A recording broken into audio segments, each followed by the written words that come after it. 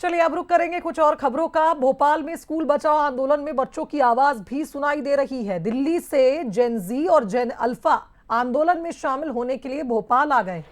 Bansal news ने दोनों से बातचीत की और उनसे जाना कि कैसे सोशल मीडिया उनकी सबसे बड़ी ताकत है और नए स्लोगन सोशल मीडिया के जरिए अपनी बात वो कैसे लोगों तक पहुंचा रहे हैं।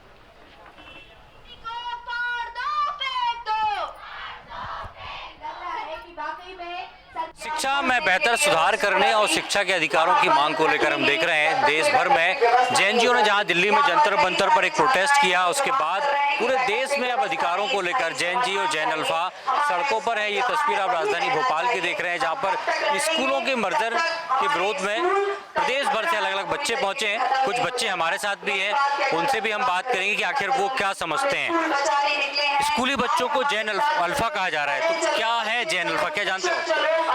जेन अल्फा हम कह सकते हैं कि जो नई जनरेशन है जिसमें न्यू क्रिएटिविटी है, जो कि आपने अभी प्रोटेस्ट देखा होगा जंतर मंतर का, वहाँ पे बिल्कुल पोस्टर्स बढ़िया बढ़िया बना के लाए थे that my diaper is even safe then NTA.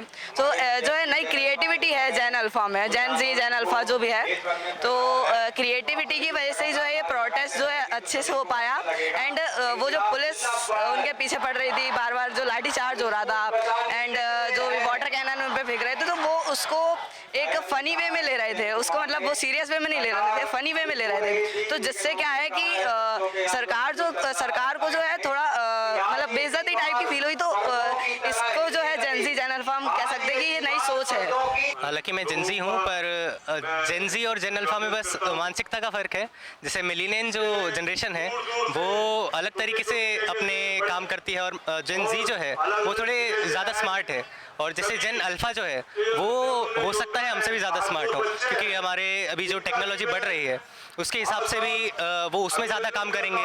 और जो आगे आगे जो आ रहे हैं लोग आ रहे हैं वो भी अपने उसके हिसाब से अपने फ्रीनेस के हिसाब से काम करेंगे और अपने ज़रूरत के हिसाब से काम करेंगे। जैसे तरीके दिल्ली में देखा जेएनजीओ ने रील्स बनाई, अलग अलग मैसेज दिए, तख्तियां हाथ में थी। सोशल मीडिया एक सबसे बड़ी ताकत रही जेएनजी की, तो जेन अल्फा कितना अपडेट है इससे? सबसे ज़्यादा अभी अपडेटेड जो है वो जेनजी और जेन अल्फ़ा ही है, और वहाँ पर जो मैक्सिमम जो लोग थे वो जेनजी और जेन अल्फ़ा ही थे, और वहाँ पर जो लोग इकट्ठे हो पाए वो जेनजी और जेन अल्फ़ा के नाम से ही इकट्ठे हो पाए कि ना कि ये जेनजी का प्रोटेस्ट है। और मतलब सबको यही लग रहा था कि ना जो यहाँ पर जो ये आंदोलन हो रहा है ये हमारा आंदोलन है। ऐसे अगर हमने बहुत आंदोलन देखे हैं, पर इसमें जो इस बार जो आया था जंतर मंतर पे, ऐसा अंदर से आ रहा था कि हमारा ही है, ये हमारा ही आंदोलन है, हमको ही लड़ना पड़ेगा।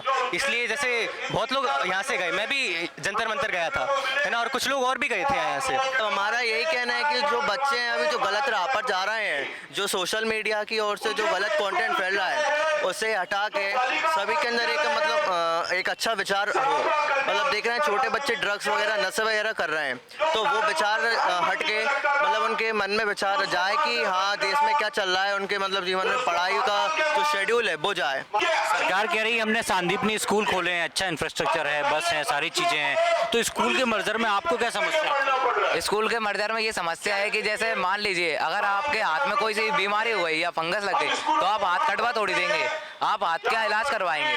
तो हमारा ये कहना है कि सरकारी स्कूलों को रिपेयर करवाना चाहिए, ऐसा नहीं कि उनकी जगह दूसरे नए खोल देना चाहिए। और खोल भी रहे हैं तो 10-12 स्कूल की जगह एक स्कूल खोलना है।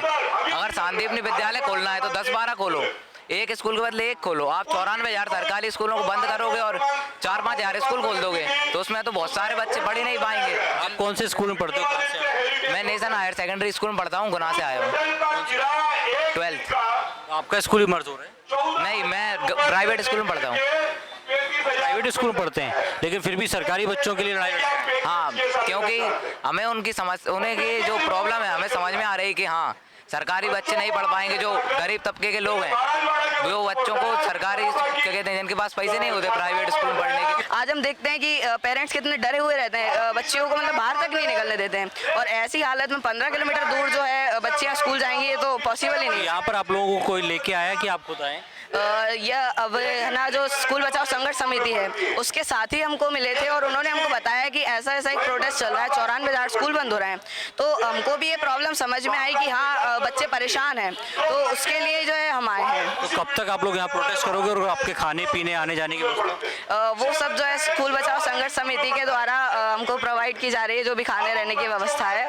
और आज ये प्रोटेस्ट जो है, आज के लिए जो कार्यक्रम है वो आज खत्म होगा एंड नेक्स्ट प्रोटेस्ट का प्लान होगा अब। तो देखिए, ये जैन अल्फा है और ये जैन जी हैं जिनकी सोच में बहुत ज़्यादा अंतर नहीं है, लेकिन हाँ समय के साथ अपडेट है, सोशल मीडिया को एक सबसे बड़ा हथियार बना रहे हैं अपने मैसेज दूसरे छात्रों को तक देने के लिए, सबको इकट्ठा करने के लिए। और शायद यही कारण है कि स्कूल बचाओ संघर्ष समिति के साथ प्रदेश के अलग अलग जिलों से बच्चे भोपाल पहुंचे। आशीष खरे के साथ सूरज से बंसल न्यूज़ भोपाल।